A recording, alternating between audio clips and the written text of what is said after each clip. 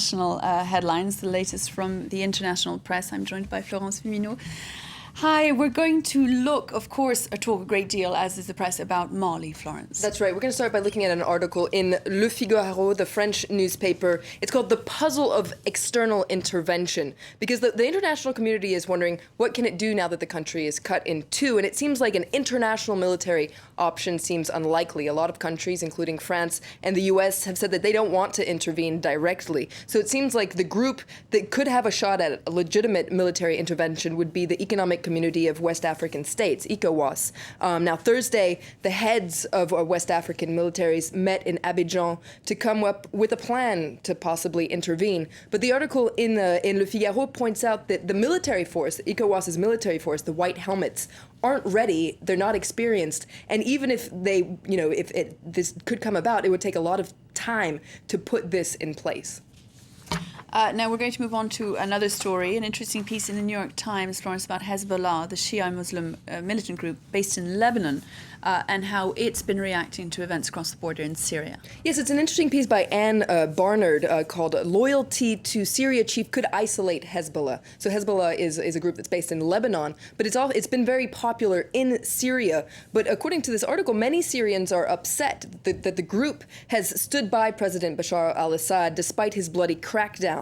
For instance, she describes people in Damascus tearing down posters of the leader of Hezbollah, Hassan Nasrallah. Now, a lot of people believe that Hezbollah is supporting Assad because the Syrian president's opponents are mainly Sunnis. But according to this article, though Hezbollah is probably unlikely to lose its hardcore supporters in Lebanon, it could find itself isolated and its reputation could be tarnished. Now, there's another interesting piece about Syria, this time in the International Herald Tribune by Aryeh Neher, who is a human rights historian. And he explores the ways that people want to ensure that the Syrian government and its henchmen are pay the price for the slaughtering their citizens. And according to this article, military intervention seems unlikely, but one way that to make Bashar al-Assad stop is to set up a criminals court. But it would have to be a criminals court that would have the backing of the Arab League, because Syria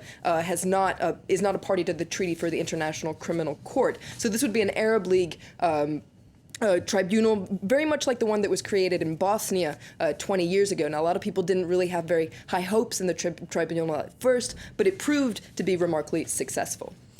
Now, we're going to move on to Bosnia then. Today, the 20th anniversary of the start of the Bosnian War.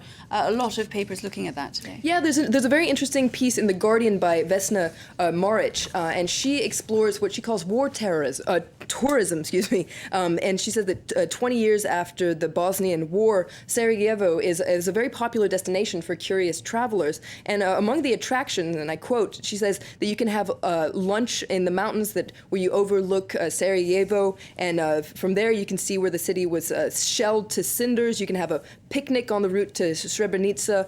You can dine with local genocide survivors. And she says that it's sad that 20 years on, Bosnia is still, the only label that people comes to mind is war-torn and troubled. And she says it's time to move on and make war and divisions part of the country's history and not a current attraction.